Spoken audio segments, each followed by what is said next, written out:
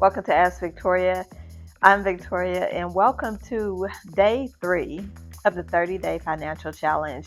I'm excited that you are here with us, following along, quickly recapping what day 1 was all about. What week 1, let me say that, what the first 7 days is all about is knowing your numbers. So the first set of numbers that we needed to know was where we stand with cash on hand in our checking account, in our savings account, also knowing what is the minimum amount due with our bills. Finally, the third number that we needed to know on day 1 was what are the minimum balance due on those buy now, pay later, the Sizzle, the Klarnas, the Afterpays, all of those buy now, pay later accounts that are out there that exist. You need to know what the minimum balance was due. Day 2 was all about listing your bills that will be due before your next payday. That needs to be known because you don't want any surprises. You don't want to look up and figure out or see that your account is a little bit less because something came through. When you know, you can plan, you can prepare. You can call and see if you can get the date changed. You can call and see if you can make a payment arrangement. You can prevent any fees, which leads us perfectly right into day 3. And if you don't have the calendar, I can always email you a copy of the calendar.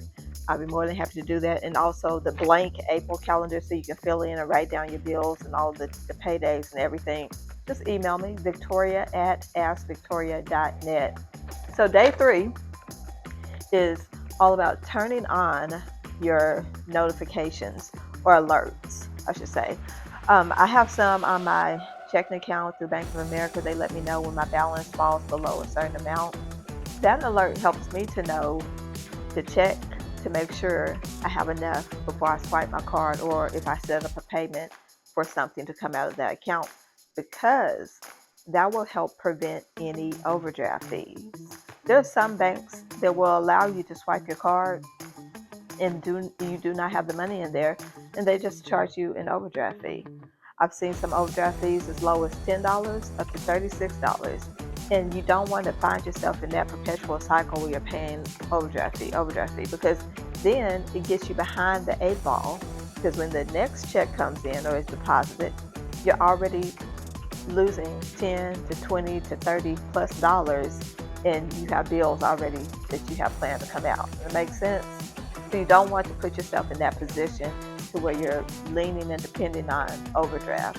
So turn on those alerts, turn on those notifications so that you receive either a text, an email, some form of communication to let you know your balance is dropping down and getting low.